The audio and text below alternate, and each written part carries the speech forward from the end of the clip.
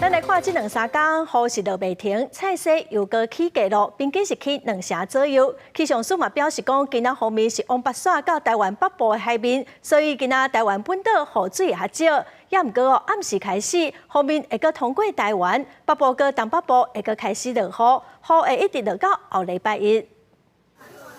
拜二台北市总算是出日头，民众赶紧出门买菜。不过受到前几日大水雨影响，叶仔菜类的菜价大起，高丽菜对原本的45块起到55块，番薯叶仔对40块起到50块，硬菜对35块起到45块。菜贩仔表示，所有的叶仔菜类拢差不多起2成左右。阮主要中南部啊，甲咱北部吼，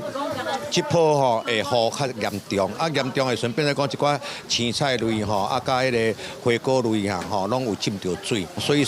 损害率吼差不多有1成至2成的损害。因若菜价当时会开户，菜贩仔预估爱等10天过后，天气稳定才会开户。虽然拜二透早各地拢会出日头，不过气象署提醒，暗时开始受到风面甲低压带影响，北部、东半部爱留意落大水雨、闪大雨的状况。中南部过昼了后会有西北风，而且这种天气的形态会维持到9月30。所以说，在这段期间，整体的降雨都是以迎风面的降雨为主，特别是北部、东半部地区，整天不定时可能都会有一些阵雨或是雷雨的状况。至于在背风侧的中南部地区的话，主要是属于午后的降雨。另外，受到水汽影响，加上北平凉空气落来，台湾各地天气拢开始转凉。气象署预估未来1礼拜上低温会来到24度，豆豆啊进入秋天的天气形态。气象署提醒民众要特别注意早暗的温差，避免感到记者陈阿选、柯敏哲台北报道。